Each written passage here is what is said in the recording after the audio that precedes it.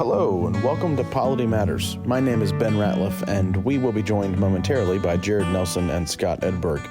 If you tuned in last time, you'll remember that we are in the middle of BCO Chapter 12 on church sessions, and when we left off, we were just about to get into 12-5. Let's jump into the episode. Now we're about to get into one of it's the largest section in this chapter. Lots of things that we can talk about, lots of places to go.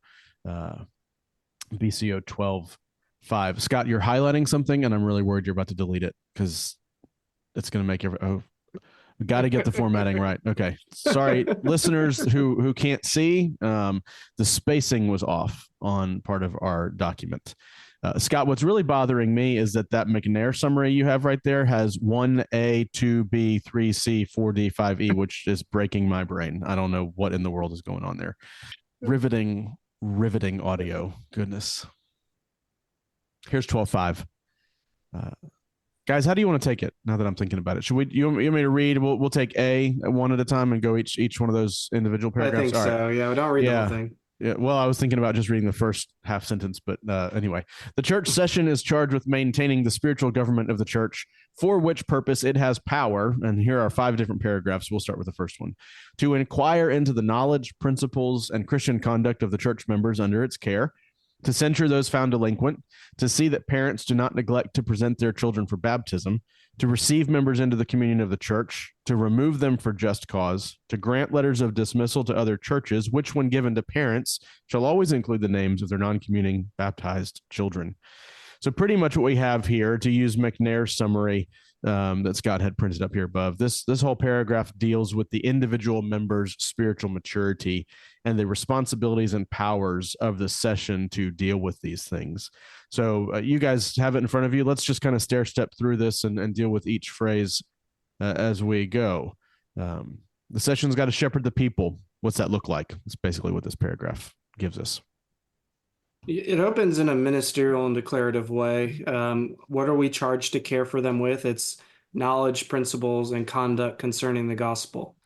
That's the purview by how we shepherd people. I think there was a CCB question one year. I don't have it in front of me, or I forgot to put it in the document, about where's the limits of that.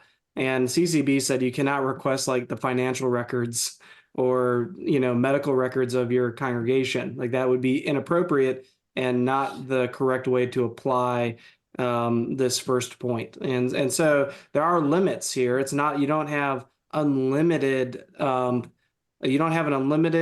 capacity to have knowledge of your member. You can't dive into their medical voting history and things of that nature. It'd be inappropriate. But you do have power and shepherding according to the gospel of the Lord Jesus Christ.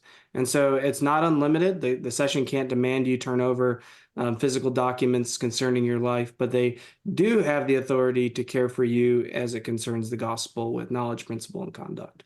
Yeah, and when it continues here to censure those found delinquent, I think this has to have a view in mind of those that are attending worship, having not attended worship for a long period of time. There's often this debate of like, do you censure people for not showing up to Sunday school or a special service? And I think that's particularly in mind there, or those that have supposed to take on some responsibilities that have neglected those. They're supposed to be the Sunday school teacher and they've never shown up. Okay, well, this is something you agreed to do.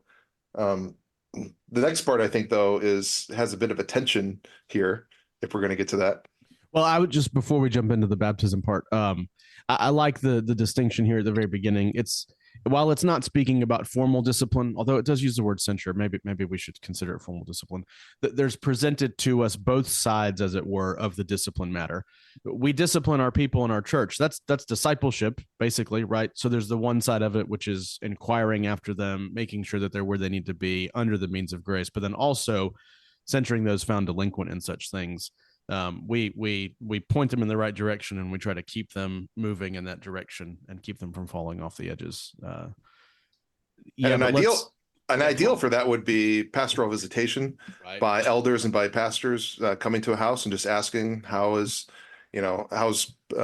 family devotions or family worship going? Are there particular needs that are spiritually present that we need to know about? So there's there's some assumptions of what's being done pastorally by the session behind this. Well, and the verb is helpful too, right? It's not wait until something comes up and you need to look into this. It's actually inquire. I mean, that language alone, that word is an active word, right? You're supposed to go looking for these things, not just observe and sort of wait, but seek them out. What do you think about the baptism thing, Jared? Why don't you introduce it for us? Well, it says to see that parents do not neglect to present their children for baptism. And amen. We may know that for people to become members, not have to affirm the entire Westminster Confession. And so that has resulted in some that have some reservations about this. So that's why I'm saying this is a tension, that you might have somebody that says, I don't believe in that part, and yet they're coming in and the session is supposed to go after them to say that you shouldn't neglect that. I think at minimum, this means that you ask them, hey, can we have a conversation about this, and try to convince you to bring your children for baptism. Morton Smith disagrees a little bit. Maybe he doesn't disagree with you as much as he would just add to it. Smith says the refusal by the parents to do so, to bring their children for baptism, makes them subject to discipline by the session. If members are not willing to receive the instruction of the church in this area, then the membership vow, which promises to submit oneself to the government and discipline of the church, may well be in question. I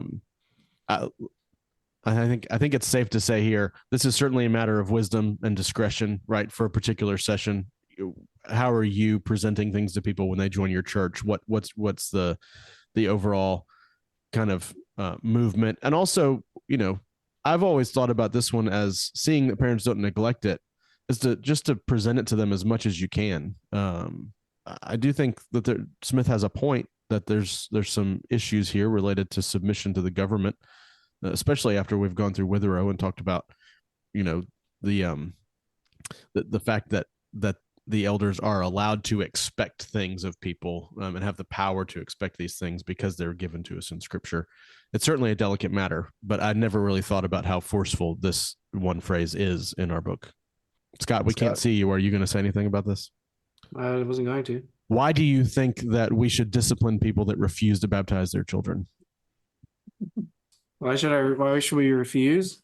Well, we discipline them. We Are actually you listening? We do discipline them when when people refuse to baptize their children. The question, or the answer is, well, the question is, how do you discipline them? We are called to discipline them, but how do you discipline them? Does that mean you go through judicial process? Likely not. But you do discipline people when you're correcting them, when you are teaching, when you are preaching, when you're meeting one-on-one and discipling. That's all discipline. It's not capital D discipline as it relates to drafting charges against them. I suppose you could do that, but I think most churches opt for the other. You want to discipline them through instruction and care rather than through judicial process. And so I think this section is fine and doesn't need to be changed in any way. It's the wisdom nature that you were mentioning a moment ago. How do you do this? It's probably through teaching and meeting, not through an indictment being charged in the name of the PCA. Just to add more to the discussion, and maybe this is just an addendum, but Ramsey's got a good line on this where he says the session is not to urge the parents to present their children for baptism and with that be content, but to see that they do it. So again, taking it pretty straightforward. But I appreciate, Scott, your quote unquote spin on this. I think that I think it's a good angle, that we are disciplining our people and we should urge this upon them. We also receive members into the church. We remove them for just cause. This is the basic, what the session has to do, keys of the kingdom kind of language, that we allow people in. And if they prove themselves unfit, we show people out. What else? Letters of dismissal, and make sure that you include baptized children on those lists. Here, we'll keep going. The session has power B, to examine, ordain, and install ruling elders and deacons on their election by the church, and to require these officers to devote themselves to their work, to examine the records of the proceedings of the deacons, to approve and adopt the budget. A short little paragraph, but much more full than you'd realize. Yeah, so I guess it's the session's job to examine, ordain, and install ruling elders and deacons, so officers in the church. And so they are the ones that are preparing candidates for ministry in these various offices and contexts for those offices. And they are responsible for the examination process, the ordination process, and the installing process. So you see the work of the session in that nominating and installing and ordaining period. It is them who does this. They have direction from the congregation as the congregation nominates, as they freely do, but it is the responsibility of the session to prepare those nominees for office, and perhaps at times to disqualify some from office as well. Overseeing the work of the deacons, I think, is something here that could be neglected. In fact, the deacons, if they keep minutes and are having meetings, which they should be having meetings at least quarterly, should be giving those records to the session, telling them what they've done, and this can be helping people out the congregation. The session needs to know this in order to be working with them on it. So that sort of oversight is important here in B as well. Yeah, in our church, we have a ruling elder designated every month to attend the deacons meeting, and at the preceding session meeting, he brings just a little report, as it were, not necessarily their whole list of minutes. He brings basically, here, this is the main things that happened that we need to know about. Helps us keep track. Smith had an interesting point here that in our current climate, I think is really important for us to think about. He says the preservation of the purity of the church rests with the sessions and presbyteries in their conduct of examination for office, both of ruling and teaching elders. I think it's very common today to think that the purity of the church is protected and preserved at General Assembly. And maybe we think at Presbytery, but it's actually the other way around. Maybe this is where we talk about grassroots or something like that, that the preservation of the purity of the church is actually at the bottom where elders are ordained. If there's stuff happening that we don't like up top, you got to go home and deal with it, right? It's not go to GA and deal with it. It's go back to your church and figure out where things are going wrong and take action. Examine men more rigorously, ask them harder questions, figure out where they may be differing on things that are causing us trouble. We need to do the hard work at home and not expect it to happen, in the very public places, which is sort of just human nature, is to pay attention to those areas. But I don't know if you guys have any thoughts on that. I thought it was very helpful. They also include that the session is the one that approves the budget. And so the session probably prudently gets information and wisdom from the diaconate and probably the treasurer in order to prepare the budget. And they may make recommendations, but at the end of the day, it's the work of the session to approve and adopt the budget, not the work of the diaconate or the trustee or treasurer to do that. It's the work of the session. And so, of course, you show great deference to your deacons. They probably know the operating costs of certain programs and facilities within the congregation. And so you probably go along and say, yeah, you know how much we spend on electricity every month. And so we will trust you in that. But at the end of the day, it's the session who ultimately approves it. The deacons may make recommendation and in cohort work with the session, but the session itself approves. How much should the congregation be involved in a conversation about the budget? I think it's very helpful to get input, especially if you present the budget, say, this is our budget for the year.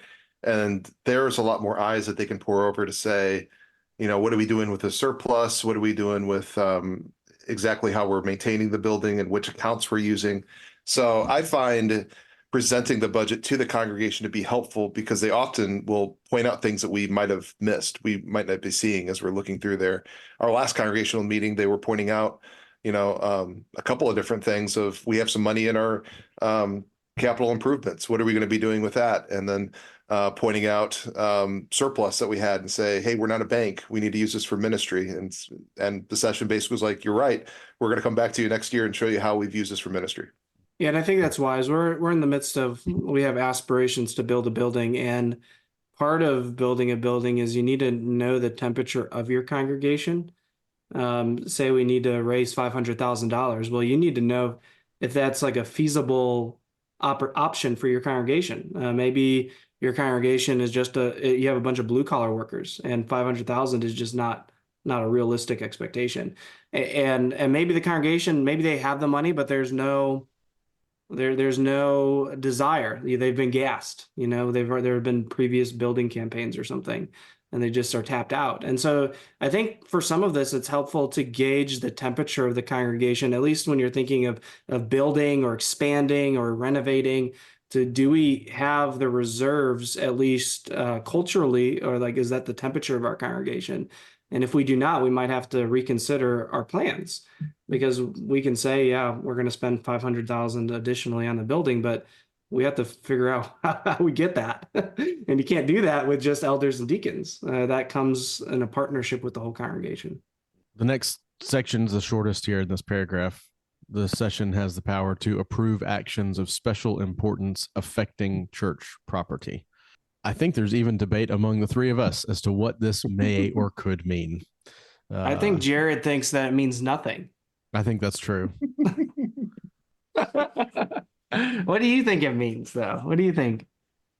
Well, our conversation before was interesting of whether this includes sale of property, which it seems that later on in the BCO is the domain of another organization, or was it Morton Smith that said that this was like changing the color of the carpet? He just said perhaps a appearance of the property that could disturb the church. And I think his argument's going to come from the word affect, right? It's not a movement of the property, away. It's an action that affects the property. Landscaping, perhaps. Sure.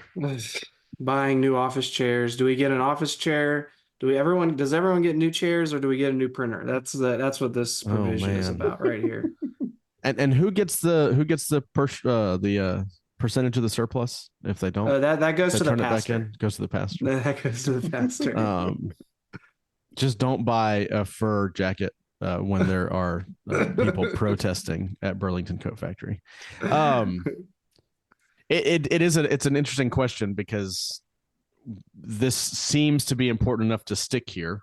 It's very short, rather unclear. Scott, maybe you want to present the other side of it. I mean, like that you came on saying you thought it was all about buying land. I don't know if I disagree with you. If you're thinking of special importance affecting church property, or I guess the congregation generally, I get Jared's point. But what is of special importance that should be congregationally massaged, or should have oversight by the session, would be buying and selling land, taking out a mortgage, perhaps renovating the church, so expanding the church. I guess my initial gut was not furnishing, so not your new office chair or something of that nature. But of much more substantial needs in that. That's how I interpret it. But perhaps I was thinking of that in light of later parts of the BCO that we'll get to maybe this coming fall. And so I think I probably had a tendency to interpret this in light of that. Yeah, our session has had to do several decisions about redoing bathrooms, about whether we're going to have a little bit of an expansion to the sound board, things like that affect the property, but it's not buying and selling. It's kind of like, do I want to spend my session meeting discussing a new soundboard?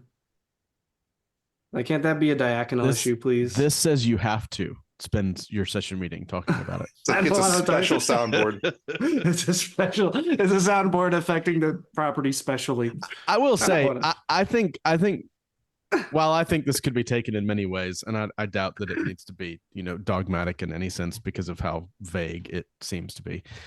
Morton Smith's point is extremely wise, I think, to say maybe one thing this is talking about is the appearance of property that could disturb the church.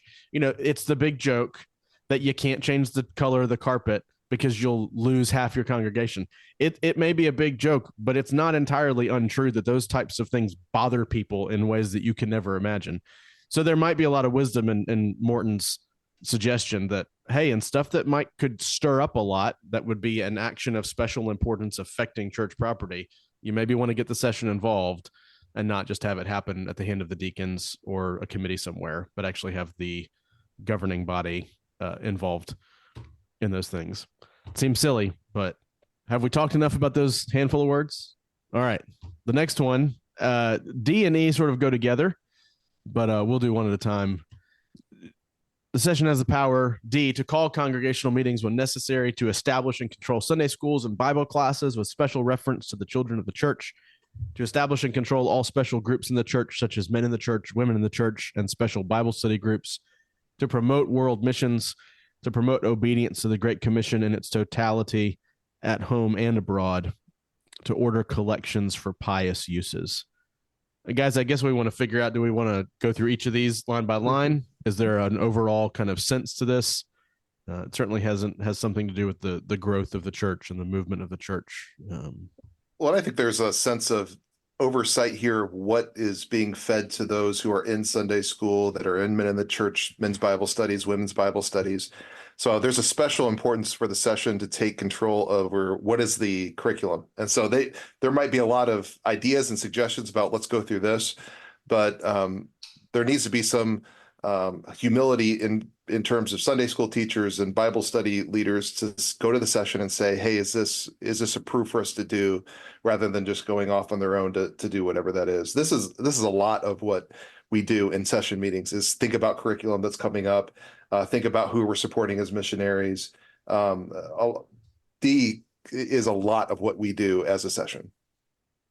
Yeah, I agree with that. You're not only approving curriculum, you're approving teachers. There's a lot of evaluation that goes on with letter D here.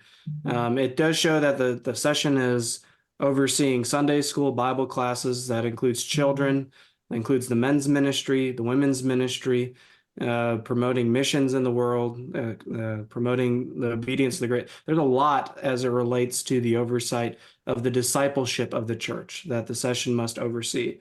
And a good church will have all of these lined up well. You want to make sure that you're preserving the peace and purity of the church by how your discipleship ministries are structured, and to permit the latitude of your ministries just to have leaders choose whatever they want can damage the church. When I was a deacon many years ago, I remember that one of the Bible studies of our church was going through David Jeremiah's book on heaven and hell and the return of Christ, or something of that nature.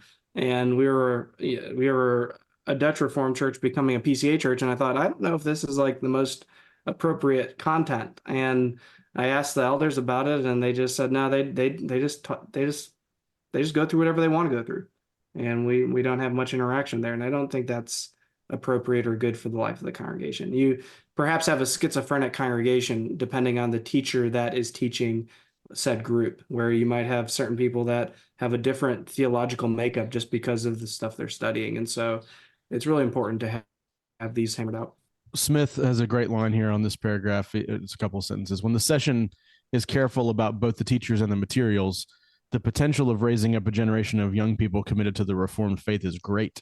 On the other hand, when sessions neglect this responsibility, the quality of instruction provided by the church may be less than it should be, either in its content or communication. Since the spiritual growth of the future generation of the church is involved, this is one of the most important duties of the session. And we've seen that across the board, right? The emphasis on giving attention to the children of the church. Our book has a special place for the children, and rightly so. Moving along to E, the session has the power to exercise, in accordance with the directory for worship. There it is, guys. Authority over the time and place of the preaching of the word and the administration of the sacraments, over all other religious services, over the music in the services, and over the uses to which the church building and associated properties may be put.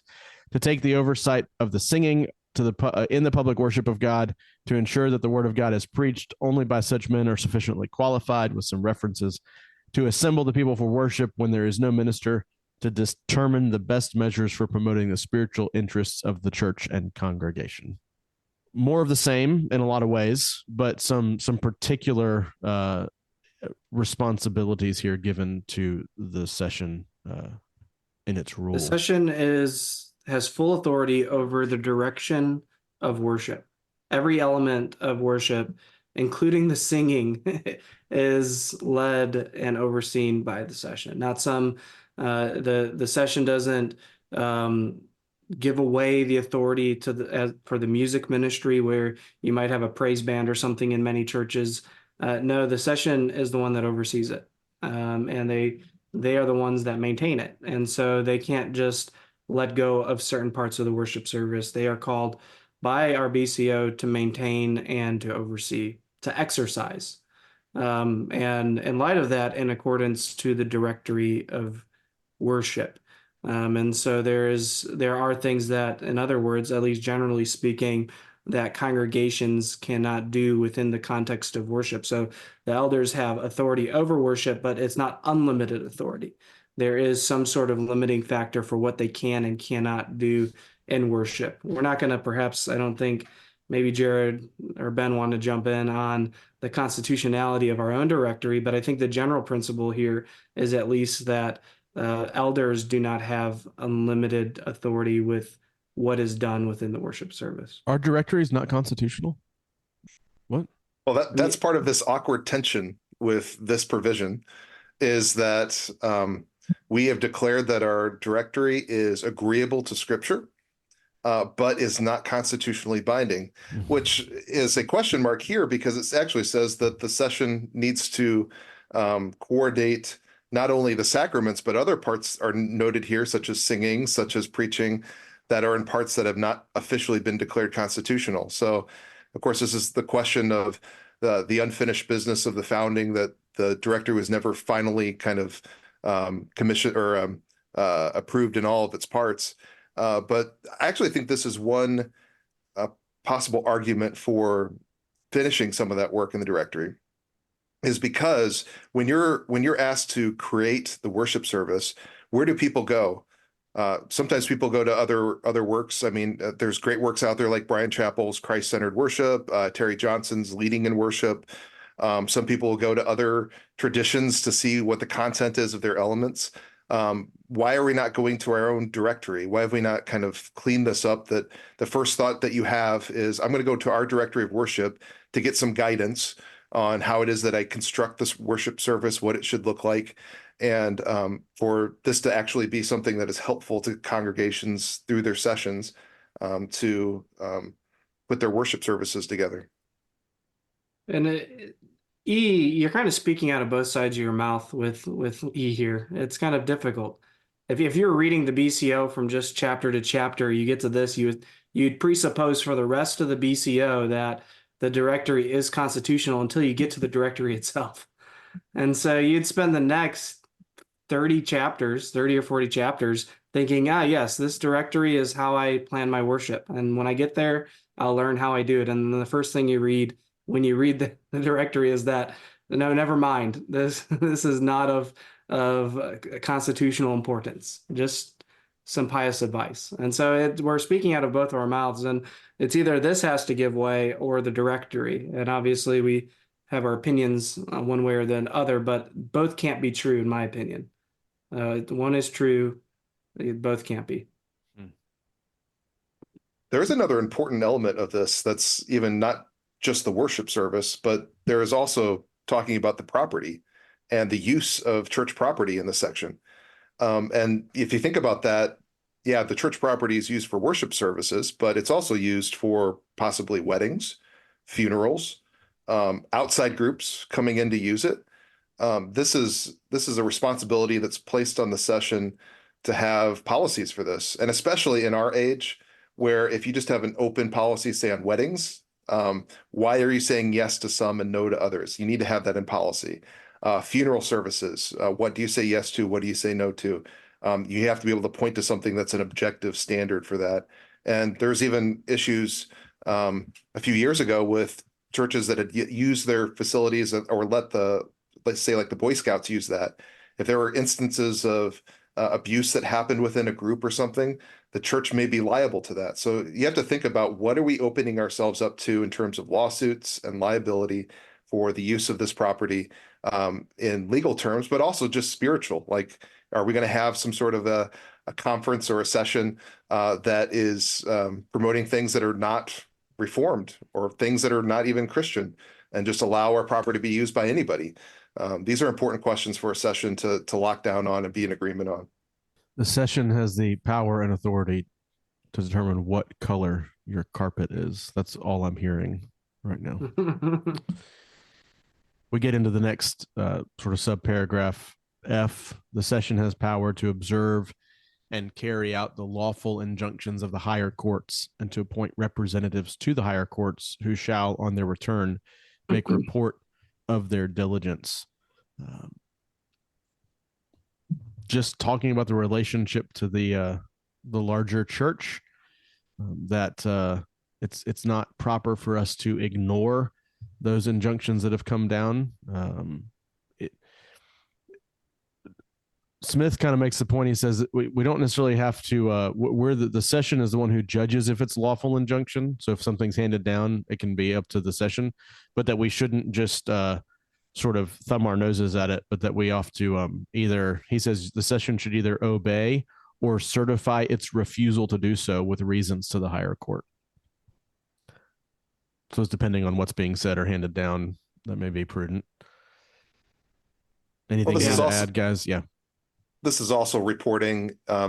If you had a ruling elder and the pastor went to presbytery, they need to say what happened there and what committees they're on and inform the church about that. Informing the session when you go to General Assembly, what happened there, perhaps informing the entire congregation so that they know what's happening in some of the other courts of the church. I can't see Scott, but seeing none, we'll go on to 12:6. The session shall hold stated meetings at least quarterly. Moreover, the pastor has power to convene the session when he may judge it requisite, and he shall always convene it when requested to do so by any two of the ruling elders. When there is no pastor, it may be convened by two ruling elders. The session shall also convene when directed to do so by presbytery. The session, in its discretion, may for itself and its subordinate committees, commissions, adopt rules determining when video conference or telecommunication arrangements may be used for meetings and regulating how meetings using telecommunications arrangements shall be conducted. Did I read that right? I feel like there's some typos in there that we need to fix. Goodness. Well, that's a kind of COVID, dumb reading that. That's kind of a COVID provision. I have a 2019 edition, and that doesn't occur there. That's I think especially something that is in modern times. Let's not get ahead of ourselves. Let's not start there though. Well, I think that was a 2022 edition. Or anyway, yeah. Basically, this is just laying out when's the session supposed to meet, and how can a meeting come about. So at least quarterly. That would be at a minimum 4 stated meetings a year. But then there are called meetings too. Maybe you guys want to talk about what might constitute the need for a called meeting of a session. Yeah, called meetings could be things generally like baptism or request for membership transfer. I know that some churches do called meetings for shepherding, so they'll have their normal stated meeting, which will be business, and then they'll have an additional meeting that month that would be called, that would just be shepherding, and that would be thinking through the needs of the flock, praying for the flock, and things of that nature. And so I don't think there's a limit on what you can call a meeting for. Maybe I'm wrong in that, and you could correct me. But typically, it's things that are somewhat pressing that need immediate addressing, or that would take too much time from the stated meeting, and so you might want to defer it to another meeting. It's funny. I've thought about this. I wonder, why don't we just have 4 stated quarterly meetings and call when we need extras? And I actually think because I think it's a Robert Rules provision that when you have a called meeting, you meet only for that particular purpose. But oftentimes, I would imagine in between quarterly meetings, there's going to be plenty of things to talk about. Not necessarily bad to talk about extra things. And so, in our particular situation, we have, what do we have? We have 24 stated meetings a year. We don't use all of them. Sometimes we'll, ahead of time, we'll say, hey, we're not gonna get together for this one. And so it gives us enough room to do what we need to do and flexibility to move a meeting aside when we need to. Yeah, so for a called meeting, there's not the same latitude for amending the docket and talking about whatever you want, right, and doing whatever you want. You are limited to the bounds of what you're calling that meeting for. It might be somewhat wide, you might be discussing financial issues, but then so you might have various buckets that you're dropping ideas in. Maybe we have church building budget and maybe mission trip funding or something like that. That can all be within that called meeting, but it's narrowed in on that topic. and it cannot be broadened to other issues. And you'll get dinged at presbytery if you call a meeting and don't tell the presbytery why you're calling it. And so you have to be explicit in your minutes on why you're calling that meeting. Even if you're doing multiple things in that meeting, you have to say all the things you're called that meeting for. And so you just have to be clear. Jared, do you agree that you should have a meeting with your session pretty much every 6 days throughout the year, just regular and continual all the way around? If not more, yeah. No, I do like your idea of the fact of having more than that you're able to cancel a meeting, to be able to cancel a meeting if you don't need one. We have that happen in the summer sometimes. You walked away and took your headphones off. How did you hear what we were talking about? Tuned into the live stream. Secrets, the live stream. Jared, since you loved COVID so much, do you want to talk about the COVID provision here at the end of the paragraph, or is you're allowed to meet over Zoom is basically what it says. We probably should talk about some of the negative effects and limitations of such meetings. I actually don't like this provision at all. I voted for it. So full disclosure, I voted for it.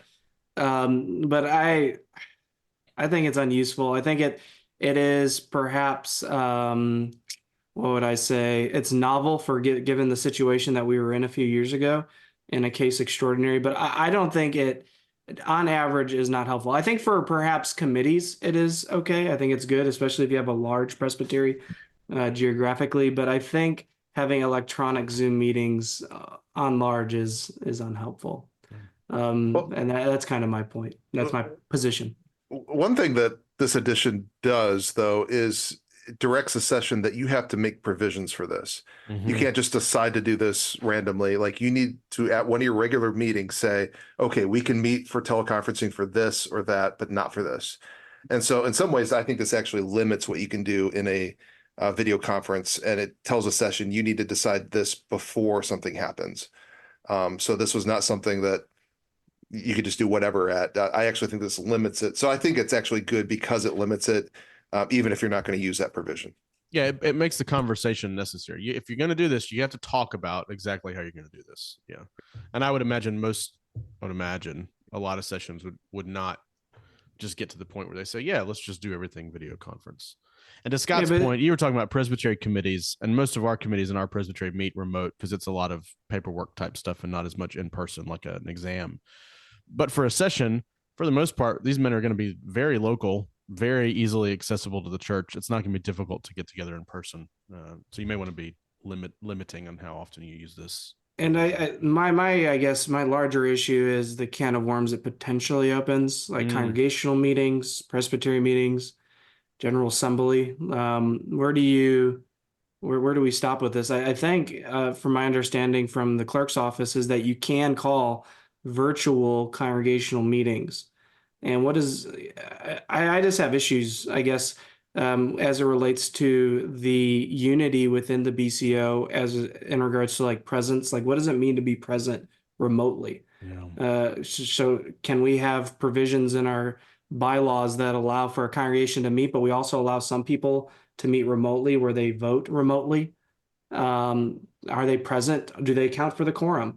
I think it puts us into a constitutional quagmire when you really start to think of the details. Perhaps it's not that big of a deal when you're thinking of the small potatoes, committee meetings and sessions here and there. But what is the implication for a congregation or a presbytery? How do we know that there's a quorum for presbytery? Are we allowed to have mixed meetings where some people are present and others are remote? I don't know. I think it's sloppy in my opinion. The technical difficulties, the communication is harder. We interrupt each other and there's just three of us. Imagine a congregational meeting. How dare you? Oh, sorry. Yeah. Interrupt me while I'm speaking. So I don't know. I tend to not like this. Maybe it's because it's connected to COVID that I'm a little stronger in my distaste for it because I loathe those years. But I did vote for it ultimately. I came into our presbytery 4 years ago at a Zoom presbytery meeting. Me and Seth Starkey transferred into Covenant Presbytery over a Zoom meeting. It was the strangest experience of my life. Some would question, was that a legitimate transfer? I'm sure. Should we annul your transfer? Oh. Happened with nominating committee too. 12:7. Every session shall keep an accurate record of its proceedings, which record shall be submitted at least once in every year to the inspection of the presbytery. This is speaking to matters of review and control, how presbyteries can look and evaluate the work of the sessions that they're supposed to oversee. Anything here of note, gentlemen? Presbyteries should know that they have a responsibility to look at the records, the minutes of sessions, and be doing that work. I have heard of a few presbyteries that maybe don't do that. They should be doing that according to 12:7. Do you guys think what needs to be written down? Does the minutes of a meeting need to record every conversation and discussion that happened between the opening and closing prayer, or what needs to be in these records? At least actions, Mm-hmm. things that were moved, seconded, and passed. Yeah, at the very least, I think there should be more, and not because of review purposes, but this is the historical archive of your church. And so if someone wants to look up what happened in the life of the church, if you only record actions, you might miss substantial conversations that didn't result in any actions. And so I think it's perhaps prudent for a session to include more information than mere actions, but all you're commanded to by our BCO is the actions. And I believe the presbytery may have, they set the rules for all the documents that need to be submitted. So they might want your budgets and things of that nature. But generally just the actions are mandated. I served in a church one time. I wasn't on the session, but they kept two sets of documents. Not like two sets of books from my understanding, but they had the records in accordance with 12:7 and what their presbyteries required, and they would turn those in that recorded their actions. There was a second one they called the session notes that reflected more of the discussions that took place in the meetings and the conversations that were leading up to decisions, so that we had a record of more detailed things that wasn't necessarily given over to the presbytery in every circumstance. But if we needed to go back and think, well, why did we say this, or what did we think about this, or in 100 years, if somebody wants to come back and see what the church did for a particular reason, there's those minutes are available, as long as you have the software that can read the kind of document that they were writing it in. Yeah, the warning is you don't want to merge those two, though. It might seem like, well, why are they trying to Right. withhold something, right? That Right. might be the concern. Yeah. But if you merge those two documents, you turn like a 50-page document into a 250-page document. Mhm. And no reviewer is going to want to review that, and they'll probably chastise you for sending a document in that's 3 times longer than any other document they receive. 12:8, more on records. Every session shall keep an accurate record of baptisms, of communing members, of non-communing members, and of the deaths and dismissions of church members. Basically, just to keep an accurate roll of what's going on in your church. Who's coming in, who's going out, who's being born and baptized, who's dying and going to glory. Yeah. Is this redundant because of 12-5A? I mean, we kind of deal with all of that in 12-5A, right? And then it restates the latter part of 12-5A just down here. You think the BCO would be redundant? Well, I think this is both for keeping that record for presbytery so that they know what's going on, but also for your church. I mean, these are things that we tell our congregation every annual meeting in a report. And so they're able to see who left, who passed away that year, who's been baptized, and so that they're able to see what's going on in the life of the church. At Providence here, when I got here, there were 3 different sets of roles. 3 different roles. We had one role that was through our church service software, which is Planning Center, and so that was its own distinct. And the deacons had a role that they had like a private role, and then there was another role floating around, and it was nauseating to try to figure out who was a member of our church. And there was debates on whether one role, like that person never became a member. And so then you're trying to figure out, was this person ever a member or not? We cleaned that up. We cleaned that up actually a month ago, and they're all now united under one. But it is important for many reasons when you're thinking about the sacraments, when you're thinking about who can vote at a congregational meeting. Were their children, did their children profess faith? It's very important to keep accurate rules for the sanity of your congregation. Not merely just for the records themselves. We have 2 roles. They don't overlap in any way. Real Christians and fake Christians. And we put people where they need to go. So Well, we have So- our cinnamon rolls and our Kaiser rolls, depending whether it's breakfast or. Do you give a point system for every like member in your church too, Ben? Because like, this person's a 5-point Christian, this person's a 2-point Christian. Social credit system in the church. Yeah. Well, it's more of a caste system, and what it helps determine is how much the session prays for you on a regular basis. So yeah, I thought it was like shepherding groups. You can't have so many 5s in your shepherding group. You need to have also some 1s. I really like 12:9.